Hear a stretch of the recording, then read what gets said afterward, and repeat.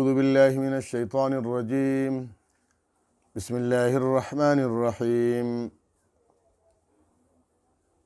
ولقد صدقكم الله وعده إذ تحسونهم بإذنه حتى إذا فشلتم وتنازعتم في الأمر وعصيتم من بعد ما أراكم ما تحبون منكم من يريد الدنيا ومنكم من يريد الآخرة ثم صرفكم عنهم ليبتليكم ولقد عفا عنكم والله ذو فضل على المؤمنين. صدق اللہ العظیم. غزوہ احد کے متعلق جو صحابہ کرام سے ایک لغزش ہوئی تھی، اس کے ازالے کے متعلق پچھلی آیاتوں میں بھی تذکرہ تھا، مذکورہ آیات میں بھی اسی کا تذکرہ ہے کہ جب مسلمان واپس مدینہ کو لوٹے اور مشرکین مکہ شریف جا پہنچے تو مدینے میں منافقین نے مسلمانوں کو کوسنا شروع کر دیا کہ یہ دیکھو تمہارے ساتھ کیا ہوا، کہاں گئے اللہ کے وعدے؟ تم تو کہہ رہے تھے کہ اللہ کا وعدہ ہے کہ اللہ تمہیں فتح یاب فرمائیں گے، ابھی تو تم شکست کھا کر آ گئے، 70 اپنے ہیروز کو شہید کر دیا. تو اللہ رب العالمین اس غلیظ جملے کے متعلق یہاں فرماتے ہیں کہ یہ لوگ جو مسلمانوں کے خلاف، صحابہ کرام کے خلاف بکواسات کرتے ہیں اور کہتے ہیں کہ اللہ نے تمہارے ساتھ وعدہ کیا تھا اور وعدہ نہیں نبھایا. کیسے اللہ نے وعدہ نہیں نبھایا؟ وَلَقَدْ صَدَقَكُمُ اللَّهُ وَعْدَهُ، اللہ نے تو اپنا وعدہ سچ کر دکھایا. اللہ تو وعدہ فرماتا ہے اور وہ اپنے وعدے کو پورا فرماتا ہے. وَمَنْ أَصْدَقُ مِنَ اللَّهِ قِيلًا، ایک جگہ ہے قرآن کریم میں، اور دوسری جگہ ہے وَمَنْ أَصْدَقُ مِنَ اللَّهِ حَدِيثًا، اللہ سے بھی کوئی بڑھ کر سچا ہو سکتا ہے؟ اللہ جب وعدہ فرماتا ہے تو اللہ اپنے وعدے کو پورا فرماتا ہے. انسانوں کی طرح تھوڑا ہی ہے کہ انسان وعدہ کرتا ہے، مجبوری بیچ میں آ جاتی ہے، وعدہ پورا نہیں ہوتا. اللہ کے ہاں کسی مجبوری کی کوئی حیثیت نہیں ہوتی. اللہ رب العالمین تو وہ ذات عالیہ ہے کہ اذا اراد اللہ شیئا ان یقول له کن فیکون. وہ تو فعال لما یرید کا مالک ہے، وہ جو چاہتا ہے اسی طرح کرتا ہے. مجبوریاں اللہ کے ارادوں میں آڑے نہیں آ سکتی. تو یہ ان کا جھوٹ ہے، یہ فریب ہے، دھوکہ ہے مسلمانوں کے خلاف، صحابہ کے خلاف. اس لیے فرمایا وَلَقَدْ صَدَقَكُمُ اللَّهُ، میرے پیغمبر اور صحابہ کرام کو خطاب ہے. وَلَقَدْ، اور یقیناً، صدق، سچ کر دکھایا، کم، تمہارے لیے. صحابہ کو فرما رہے ہیں میرے نبی کے جانثارو، اللہ نے تو سچ کر دکھایا. صدقکم اللہ، وعدہ، اپنے وعدے کو.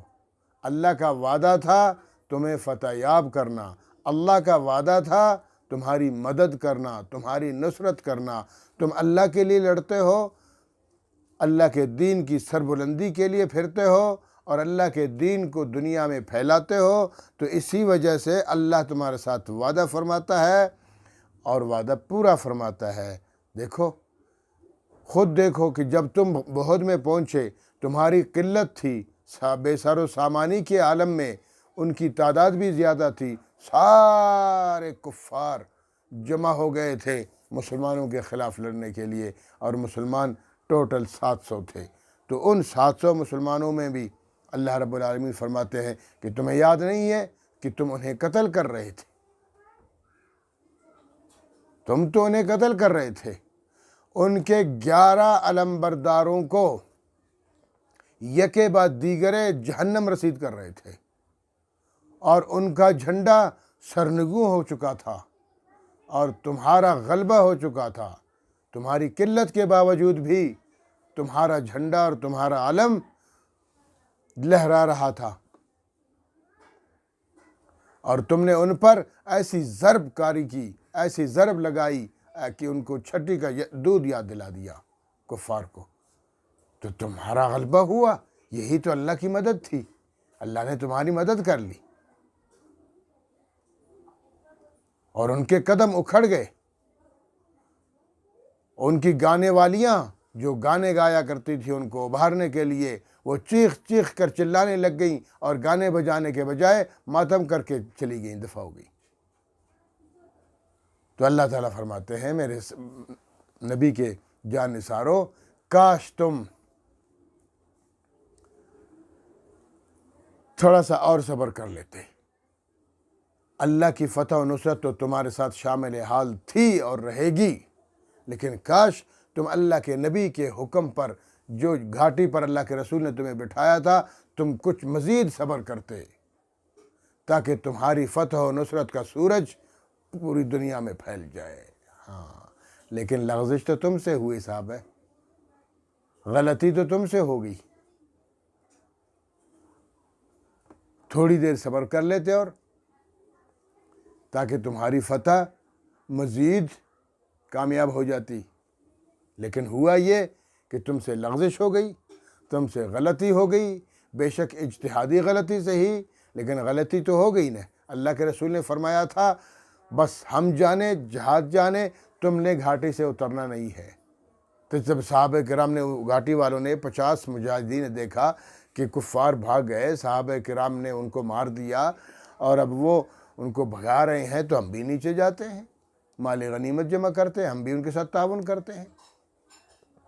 تو اللہ تعالیٰ فرماتے ہیں دیکھو یہاں تم لوگوں نے تھوڑی سی بے صبری دکھائی، جلد بازی سے کام لیا، کاش تم یہ کام نہ کرتے۔ اگر یہ کام نہ کرتے تو پھر تو فتح ہی فتح، ابھی بھی فتح ہوئی، ابتدائی فتح بھی تمہاری ہو گئی، بیچ میں اگر تمہاری لغزش کی وجہ سے تمہیں شکست ہوئی، بعد میں دوبارہ تمہاری فتح ہو گئی۔ لیکن اگر یہ تمہاری لغزش نہ ہوتی تو پھر تو فتح ہی فتح ہے۔ اس لغزش کی وجہ سے دیکھو پوری کایا پلٹ گئی، فتح شکست میں بدل گئی، جو فاتح تھے وہ مفتوح ہو گئے، جو غالب تھے وہ مغلوب ہو گئے، اور 70 سے اپنے ہیروز کو تم لوگوں نے خون میں تڑپا دیا۔ انا للہ و انا الیہ راجعون، بشمول سید الشہداء حضرت امیر حمزہ رضی اللہ تعالیٰ عنہ۔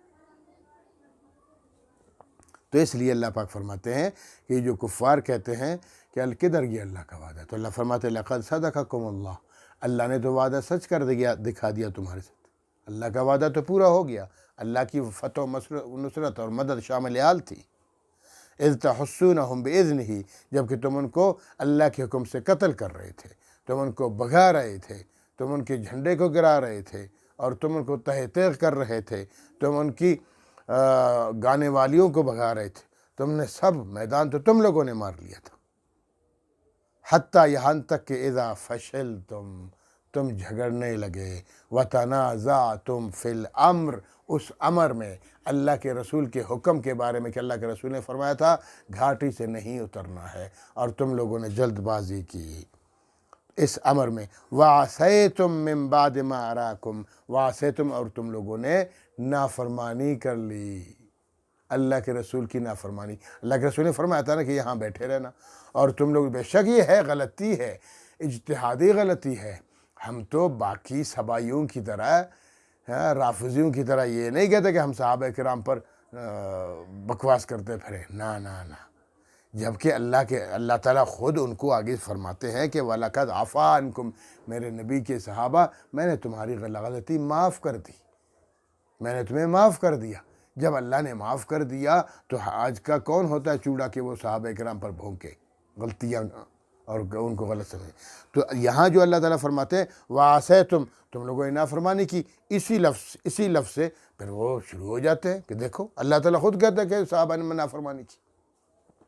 دیکھو نافرمانی کا یہ مطلب نہیں ہے کہ انہوں نے بغاوت کی، نافرمانی کا مطلب صرف یہ ہے کہ اللہ رب العالمین اللہ کے رسول صلی اللہ علیہ وسلم نے صحابہ کو 50 صحابہ کو وہاں بٹھایا تھا. جب انہوں نے دیکھا کہ میدان مار لیا گیا، جنگ فتح ہو گئی، اب ان میں سے کچھ نے کہا کہ چلو نیچے چلتے ہیں، اور کچھ نے کہا نہیں، اللہ کے رسول نے فرمایا تھا بیٹھے رہو. تو انہوں نے کہا بھائی اللہ کے رسول نے تو کہا تھا کہ جنگ کے دوران یہیں بیٹھے رہو، جب جنگ تو ختم ہو گیا بھائی ہمیں نیچے چلے جانا چاہیے. تو یہ ایک اجتہادی غلطی ہو گئی. اگر اس حساب سے دیکھا جائے تو قرآن کریم میں دوسری جگہ ہے نا، وَعَصَىٰ آدَمُ رَبَّهُ فَغَوَىٰ، آدم علیہ السلام نے اپنے رب کی نافرمانی کر لی. وہ یہی لفظ ہے نا، عصا والا لفظ. تو کیا اللہ کیا کوئی کہہ سکتا ہے کہ آدم علیہ السلام اللہ کے نبی نے اللہ کی نافرمانی کی؟ نہیں کی. ان سے بھی لغزش ہو گئی. اللہ نے فرمایا تھا کہ اس شجر ممنوعہ سے نہیں کھانا. ان کو لغزش ہو گئی، وہ غلط فہمی ہو گئی. اس غلط فہمی کی بنیاد پر اس شجر ممنوعہ سے وہ کھا گئے، اور حضرت حوا بھی کھا گئیں. تو اس وجہ سے اللہ نے ان کو نکال دیا. تو اس کو اللہ رب العالمین نے نافرمانی سے تعبیر فرمایا. اس کی وجہ یہ ہے کہ دیکھیں بس اوقات ایسا ہوتا ہے کہ حسنات الابرار یہ سیئات المقربین کے زمرے میں آتی ہیں. یعنی بہت سی ایسی چیزیں ہوتی ہیں عام لوگوں کے لیے وہ حسنات ہیں، لیکن یہی حسنات جو مقربین تو بہت اونچے ہوتے ہیں، اللہ کے مقرب، نبی کے مقرب، وہ مقرب ترین لوگوں کے لیے یہ حسنات بھی سیئات میں بدل جاتی ہیں. جیسے آدم علیہ السلام کی اللہ نے اس کو نافرمانی سے تعبیر فرمایا، جبکہ عام اصول کے مطابق وہ نافرمانی نہیں ہے. اسی طرح یہاں صحابہ کرام سے جو غلطی ہوئی، لغزش ہوئی، اس غلطی کو اللہ تعالیٰ عصیتم سے تعبیر فرماتے ہیں. اللہ تو خالق کل کائنات ہے، اللہ جو فرمائے. اور صحابہ کرام تو وہ عظیم ہستیاں ہیں، ان کے متعلق تو کچھ بولا نہیں جا سکتا. وہ تو اللہ کے رسول صلی اللہ تعالی وسلم کی پاکیزہ جماعت ہے، وہ قدسی جماعت ہے. یہ وہ لوگ ہیں کہ ان میں سے کسی ایک کا ایمان اگر پوری دنیا کی پوری امت پر اگر تقسیم کر دیا جائے تو اللہ رب العالمین سب کو نجات عطا فرمائے. صحابہ کرام کا احسان پوری امت پر ہے، صحابہ کرام سے محبت پوری امت پر فرض ہے. صحابہ کرام رضوان اللہ تعالی علیہم اجمعین ان کو تو اللہ سے راضی ہیں. وہ جماعت ہے جن کو اللہ نے کہا کہ رضی اللہ عنہم ورضوا عنہ، وہ اللہ سے راضی، اللہ ان سے راضی. اور صحابہ وہ جماعت ہے کہ ان میں سے سب کے سب جنتی، ان میں ایک بھی دوزخی نہیں ہے. سبحان اللہ، یہ وہ پوری جماعت ہے. تو اگر ان سے ایک لغزش ہوتی ہے تو وہ سفید لباس کی طرح ہے، صاف شفاف ہے. تو اگر صاف شفاف لباس میں اگر چھوٹا سا بھی داغ لگ جاتا ہے تو وہ دور سے نظر آتا ہے. اب کالے کپڑے میں جتنے داغ لگ جائے کدھر نظر آتا ہے؟ تو وہ صاف شفاف کپڑے کی طرح ہے. ایک داغ لگ گیا، ایک غلطی ہو گئی، ایک لغزش ہو گئی، اس لغزش کی بنیاد پہ اللہ نے ان کو عصیتم سے تعبیر فرمایا. تو اس لیے فرمایا وَعَصَيْتُم مِّن بَعْدِ مَا أَرَاكُمْ، تم لوگوں نے نافرمانی کر لی نا. مِّن بَعْدِ مَا أَرَاكُمْ، اس کے بعد کہ ما اراکم، جو تم لوگوں نے دیکھ لی، ما تحبون، جس سے تم محبت کرتے تھے. یعنی جس چیز سے تمہیں محبت تھی اور وہ محبت تم نے دیکھ لی کہ گھاٹی کو چھوڑ کے نیچے آ گئے مال غنیمت جمع کرنے کے لیے. یہی مال غنیمت. اور اسی کو اللہ تعالیٰ کے فرماتے ہیں منکم من یرید الدنیا ومنکم من یرید الآخرہ، تم میں سے کچھ وہ تھے جو دنیا کے طلبگار تھے، دنیا چاہتے تھے. وَمِنْكُمْ مَن يُرِيدُ الْآخِرَةَ، اور تم میں سے کچھ وہ تھے جو آخرت کو چاہتے تھے. یعنی وہ جنہوں نے مشورہ دیا کہ یہاں سے ہٹنا نہیں، وہ سات صحابہ کرام جنہوں نے مشورہ دیا کہ نہیں ہٹنا. اللہ کے رسول نے کہا بیٹھو تو بیٹھے رہنا ہے، تو وہ بیٹھے رہے. باقی 43 صحابہ نے انہیں کہا بھائی اللہ کے رسول نے فرمایا تھا کہ جنگ کے دوران جنگ ختم ہو گئی، فتح نصیب ہو گئی، اب ہمیں اتر جانا چاہیے، ان کے ساتھ مدد کرنی چاہیے مال غنیمت جمع کرنے میں. تو اسی کو اللہ تعالیٰ تعبیر فرماتے ہیں دنیا کے طلب سے. دیکھیں غزوہ احد، غزوہ بدر کے بارے میں تو کوئی مسئلہ نہیں ہے، لیکن غزوہ بدر میں بھی وہاں جب 70 کفار کو مارا گیا اور 70 بندوں کو کافروں کو قیدی بنا دیا گیا۔ جب ان کو مدینہ لایا گیا تو یہاں میٹنگ ہوئی کہ ان کا کیا کیا جائے۔ کچھ نے کہا کہ ان کو ایسے ہی چھوڑ دو، کچھ نے کہا ان کو قتل کر دیا جائے حضرت عمر رضی اللہ عنہ جیسے نے، اور کچھ اکثر نے کہا کہ ان سے فدیہ لیا جائے۔ اور اس فدیہ لینے میں اللہ کے رسول بھی بنفس نفیس شامل تھے، خود رسول پاک صلی اللہ علیہ وسلم کی رائے مبارک بھی یہی تھی کہ ان سے فدیہ لیا جائے۔ اور جن لوگوں نے، جن صحابہ یعنی اکثریت صحابہ نے یہی کہا کہ ان سے فدیہ لیا جائے، اس کی وجہ کیا تھی؟ انہوں نے وجہ بھی بتائی تھی۔ وجہ یہ تھی کہ جب ہم ان سے فدیہ لیں گے، کافی ٹھیک ٹھاک مال آ جائے گا، اس مال سے ہم تلواریں لے لیں گے، ہم گھوڑے خریدیں گے، ہم اپنے لیے نیزے اور زرہیں وغیرہ بنائیں گے، تو ہمارے پاس اسلحہ ہو جائے گا، ہم ٹھیک ٹھاک کفار کا پھر مقابلہ کر سکیں گے۔ دیکھیں نیت صاف تھی نا۔ تو اس لیے کہ دیکھیں دنیا کی طلب دو طرح کی ہے۔ ایک دنیا کی طلب للدین ہے، دین کی خاطر دنیا کو طلب کرنا، یہ تو محمود ہے، یہ تو بہترین کام ہے۔ کہ مثال کے طور پر آج میں ابھی کہتا ہوں کہ اگر اللہ تعالیٰ مجھے بہت دولت دے دے اور اس دولت کے لیے پھر میں جناب غریبوں میں تقسیم کروں گا، ان کو پیسے دوں گا، ان کو کپڑے دوں گا، اور جناب پانی کے لیے پانی کا نظام بحال کروں گا، اور پھر لوگوں کو پانی پلاؤں گا، اور لوگوں کے لیے سڑکیں بناؤں گا، لوگوں کے لیے اسپتال بناؤں گا وغیرہ وغیرہ۔ اب اگر یہ نیت ہو میری تو یہ نیت تو اچھی ہے، تو ایسے مال کی طلب تو صحیح ہے، محمود ہے۔ اور اگر اس طلب سے مراد کہ دنیا طلب کرنا، دنیا میں عیاشیاں کرنا، میں اپنے لیے پلاٹ خریدوں گا، گاڑیاں لوں گا، فلاں کروں گا، دنیا، تو یہ طالب دنیا یہ مذموم ہے۔ تو صحابہ کرام کی نیت تو صاف تھی کہ ہم اس سے اسلحہ لیں گے، کفار کے خلاف جہاد کریں گے، اللہ کے اس فریضے کو پورا کریں گے۔ تو اس طلب دنیا کو جو محمود ہے، لیکن اللہ تعالیٰ نے اس محمود طلب دنیا کو بھی مذموم میں شامل فرما دیا کہ دیکھو تم میں سے، ان کے بارے میں، بدریوں کے بارے میں فرمایا کہ تم میں سے کچھ وہ تھے جو طالب دنیا تھے، دنیا کی طلب کرنے والے تھے۔ تو یہاں بھی یہی صحابہ کرام، ان کی بھی تو یہی نیت تھی نا کہ نیچے جائیں گے، ان کو تو پتہ ہے۔ اب دیکھیں اگر یہاں کوئی یہ بکواس کرتا ہے کہ وہ جناب مال لوٹنے کے لیے آئے، وہ مال غنیمت جمع کرنے کے لیے، کیا صحابہ کو پتہ نہیں تھا کہ مال غنیمت جتنا بھی ہوگا وہ سب میں برابر تقسیم ہوگا؟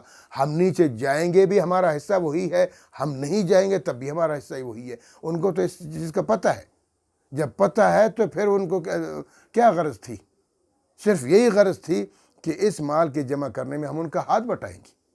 تو اللہ رب العالمین نے، چونکہ وہ عظیم لوگ تھے، عظیم ہستیاں ہیں صحابہ کرام، اس معمولی چیزوں کو بھی بڑھا چڑھا کے، جیسے میں نے کل والے اس میں درس میں بھی یہی کہا تھا کہ ابراہیم علیہ السلام جیسے عظیم پیغمبر، وہ بھی کہیں گے کہ میں نے جو 3 باتیں کی ہیں وہ جھوٹ کے قریب ہیں، تو اس لیے انہوں نے خود کہہ دیا کہ میں نے 3 جھوٹ بولے ہیں، حالانکہ وہ 3 جھوٹ ہے ہی نہیں، نعوذ باللہ، ہم تو نہیں کر سکتے، انہوں نے خود حدیث پاک میں خود فرمایا۔ تو اسی طرح ان صحابہ کرام جو گھاٹی سے نیچے آئے، ان کی نیت بھی یہی تھی، لیکن اللہ تعالیٰ چونکہ ان کو پاکیزہ بنانے کے لیے، مزید ان سے امتحان لینے کے لیے یہی فرمایا کہ منکم من یرید الدنیا، تم میں سے کچھ وہ تھے جو دنیا کے طلبگار تھے، ومنکم من یرید الآخرہ، اور کچھ وہ ہیں جو آخرت کے طلبگار ہیں۔ لیکن اللہ فرماتے ثم صرفکم عنہم، پھر اللہ نے تم کو ان سے، کفار سے پھیر لیا، عنہم ان سے، ثم صرفا پھر پھیر لیا، کم تمہیں، عنہم ان سے، کفار سے، لیبتلیکم تاکہ تمہیں آزما لے۔ وقتی طور پر شکست ہو گئی، 70 صحابہ کرام شہید ہو گئے، اور پیچھے سے اللہ کے رسول صلی اللہ تعالی وسلم نے پھر آواز دی کہ لوگو الی عباد اللہ، الی عباد اللہ، آؤ میری طرف اللہ کے بندو، انی رسول اللہ، میں اللہ کا رسول ہوں۔ حضرت ابی بن کعب رضی اللہ عنہ فرماتے ہیں کہ جب مجھے آواز پہنچی تو میں سب سے پہلے لبکار اللہ کے رسول صلی اللہ علیہ وسلم کی زیارت کی۔ جب میں نے دیکھا اللہ کے رسول صلی اللہ علیہ وسلم آواز دے رہے ہیں، پھر میں نے آواز دی لوگوں کو کہ لوگوں، اللہ کے رسول زندہ ہے، بنفس نفیس تمہیں بلا رہے ہیں اور پکار رہے ہیں، آ جاؤ۔ پھر صحابہ کرام دوبارہ جمع ہو گئے۔ تو اس لیے اللہ فرماتے ہیں لیبتلیکم، تاکہ تمہیں آزمائے۔ تو اصل چیز آزمائش ہے کہ اللہ تعالیٰ فرماتا ہے کہ میں تمہیں آزماتا رہتا ہوں۔ دوسری جگہ ہے نا کہ امتحن اللہ قلوبہم للتقوی، اللہ نے ان کے دلوں کا بھی امتحان لیا تقوی اور پرہیزگاری کے ذریعے امتحان لیا اور ان کو کامیاب پایا، اس لیے ان کو رضی اللہ عنہم کہا، اس لیے اولئک هم المفلحون کہا، اس لیے انہیں اولئک هم الراشدون کہا، اولئک هم الفائزون کہا۔ مختلف القابات سے اللہ پاک نے ان کو نوازا اور کہہ دیا رضی اللہ عنہم ورضوا، میں صحابہ کرام سے راضی ہوں اور صحابہ مجھ سے راضی ہیں۔ تو لیے اب طریقہ آگے اللہ فرماتے کوئی بات نہیں، کوئی بات نہیں میرے محبوب حضرت محمد صلی اللہ علیہ وسلم کے جان نثارو، کوئی بات نہیں، وَلَقَدْ عَفَا عَنْكُمْ، اللہ نے معاف کر دیا تم سے، تمہاری اس لغزش کو معاف کر دیا تم سے۔ تو بس بات ختم ہو گئی، التائب کمن لا ذنب لہ، جب اللہ پاک نے معاف کر دیا تو بات ختم ہو گئی۔ اب اگر کوئی اس معافی کے باوجود بھی اٹھ کے کہتا ہے صحابہ کرام کے خلاف بکواسات کرتا ہے تو پھر اس کا ایمان تو تباہ و برباد ہو گیا۔ جب اللہ معاف فرما رہے ہیں، یہ کون ہوتا ہے کہ صحابہ کرام کے خلاف انہی باتوں کو لے کے پھرنے والا؟ تو فرمایا وَلَقَدْ عَفَا عَنْكُمْ، اور یقیناً ہم نے تمہیں معاف کر دیا، واللہ ذو فضل علی المؤمنین، اور یقیناً اللہ رب العالمین اور اللہ پاک ذو فضل، بڑا فضل و کرم کرنے والا ہے، مومنین پر اللہ بہت فضل کرنے والا ہے۔ بس ان کو چاہیے کہ اپنی غلطی مان لے، بس اللہ تعالیٰ معاف فرما دیتے ہیں۔ اچھا اب دیکھو کچھ ناقبت اندیش لوگ صحابہ کرام میں سے کچھ کو نعوذ باللہ کافر تک بھی کہتے ہیں، تو اللہ تعالیٰ کیا فرما رہے ہیں؟ واللہ ذو فضل، غلطی کن سے ہوئی تھی؟ صحابہ سے ہوئی تھی نا، لغزش صحابہ سے ہوئی تھی۔ جب صحابہ سے لغزش ہو گئی، غلطی ہو گئی، پھر اللہ نے ان کو معاف کر دیا اور واضح فرما دیا واللہ ذو فضل علی المؤمنین، اللہ مومنین پر بڑا فضل و کرم کرنے والا ہے۔ اس سے معلوم ہوا یہ مومن تھے، صرف مومن ہی نہیں تھے، مومنوں کے سردار تھے، مومنوں کے ہیروز تھے، اور انہی کو کہا کہ یہ فَإِنْ آمَنُوا بِمِثْلِ مَا آمَنْتُمْ بِهِ فَقَدْ اهْتَدَوْا، لوگو تم نے اگر ایمان قبول کرنا ہے تو صحابہ جیسا ایمان لاؤ، کیونکہ وہ راسخ الایمان تھے، ان کا ایمان بڑا مضبوط تھا، تو ان جیسا ایمان لے آؤ پھر تم ہدایت پاؤ گے۔ تو وہ مومنین تھے۔ اذ تصعدون، اللہ تعالیٰ کے فرماتے جب تم چڑھے جا رہے تھے، ولا تلوون علی احد، کسی کی طرف التفات نہیں کر رہے تھے، ولا تلوون، التفات بھی نہیں کر رہے تھے علی احد، کسی ایک پر۔ جب تم لوگوں نے دیکھا کہ اللہ کے رسول صلی اللہ علیہ وسلم شہید ہو گئے، افواہ پھیل گئی نا، تو اس دوران تم ہوش آواز کھو بیٹھے، ادھر ادھر گھومنے لگے اور پھرنے لگے اور پہاڑوں پہ چڑھنے لگے، اور کسی کی آواز بھی نہیں سنتے تھے، کسی کی طرف متوجہ بھی نہیں ہو رہے تھے۔ تو اللہ تعالیٰ فرماتے ہیں اور آگے کیا ہوا؟ والرسول یدعوکم، اور رسول اعظم صلی اللہ تعالی وسلم تمہیں دعا کر رہے تھے، پکار رہے تھے، آواز دے رہے تھے، الیہ عباد اللہ، الیہ عباد اللہ، میری طرف آؤ لوگو، میری طرف اللہ کے بندے آؤ، اللہ کے بندے آؤ۔ اللہ تو ان کو اللہ کے بندے کہہ رہے، انا رسول اللہ، میں اللہ کا رسول۔ تو وہی جیسے میں نے کہا تھا، ابی بن کعب نے پھر آواز سب کو دی، پھر سارے سن کے پھر واپس آ گئے۔ تو اس لیے فرمایا دوکم فی اخراکم، پیچھے سے اللہ کے رسول تمہیں آوازیں دے رہے تھے۔ فاصابکم غما بغم، پھر تمہیں پہنچا غم پر غم، غم پر غم، تمہیں غم پر غم پہنچا۔ اس کے کئی مطلب ہو سکتے ہیں۔ ایک مطلب یہ ہے کہ دیکھو تمہاری اس لغزش سے، اس چھوٹی سی بے صبری کی وجہ سے کہ تم نیچے آئے، تم نے نبی کو غم پہنچا دیا۔ جب تم نے نبی کو غم پہنچا دیا تو اللہ رب العالمین نے اس نبی کے غم کی وجہ سے تمہیں غم پہنچا دیا کہ تمہارے 70 ہیروز شہید کر دیے گئے۔ ایک یہ مطلب ہے۔ اور دوسرا مطلب یہ بھی ہو سکتا ہے کہ تم نے بدر میں کفار کو، جن کفار کو 70 کو مار دیا، سرداروں کو 70 کو قیدی بنا دیا، وہاں تم لوگوں نے انہیں غم دیا، تو آج انہوں نے تمہیں غم دے دیا۔ لیکن یہ والا غم بھی تمہاری وجہ سے ہے کہ تم لوگوں نے تھوڑی سی بے صبری کر لی۔ اور یہ بھی مطلب ہو سکتا ہے کہ تم جب نیچے آئے، اللہ کے رسول کو دیکھا کہ اللہ کے رسول زندہ ہے لیکن زخمی حالت میں ہے، تو تمہیں غم پہنچ گیا۔ تم نے اللہ کے رسول کو دیکھا، تمہیں غم ملا، اور اللہ کے رسول نے تمہاری لاشیں دیکھی، 70 کی لاشیں دیکھی شہداء کی، تو اللہ کے رسول کو بھی غم ملا۔ تو اس لیے مختلف مطلب ہو سکتے ہیں۔ تو فَأَصَابَكُمْ غَمًّا بِغَمٍّ، پھر تمہیں غم ملا، غم پر غم ملا، لِكَيْ لَا تَحْزَنُوا، تاکہ تم آگے کیا فرماتا ہے، لِكَيْ لَا تَحْزَنُوا، تاکہ تم غم نہ کرو، عَلَىٰ مَا فَاتَكُمْ، جو کچھ ہو چکا، جو ہو گیا، رات گئی بات گئی، چلو غلطی ہو گئی کوئی بات نہیں، اب اس غلطی کو آئندہ مت دہرائیے گا، بس جو ہو گیا وہ ہو گیا، اب اس پر غمگین نہ ہوں۔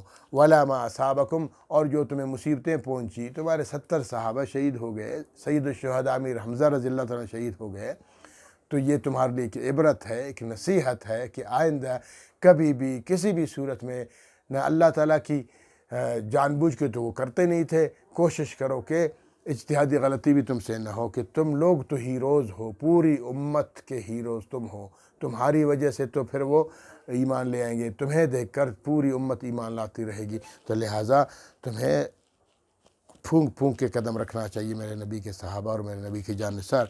وَلَا مَا أَصَابَكُمْ وَاللَّهُ خَبِيرٌ بِمَا تَعْمَلُونَ، اور اللہ باخبر ہے جو تم عمل کرتے، جو تم عمل کرتے ہو، مجھے پتہ ہے کہ تمہاری نیت درست ہے، تمہاری نیت صاف ہے، تم دنیا کے طلبگار نہیں ہو، تم اس سے اگر لغزش ہوئی وہ بھی ایک اجتہادی غلطی ہے، لیکن اس اجتہادی غلطی کی وجہ سے تمہاری پکڑ ہوئی، پکڑ اس وجہ سے ہوئی کہ تم بہت آگے ہو، مقربین میں ہو، مقربین کی تو پکڑ ہوتی رہتی ہے۔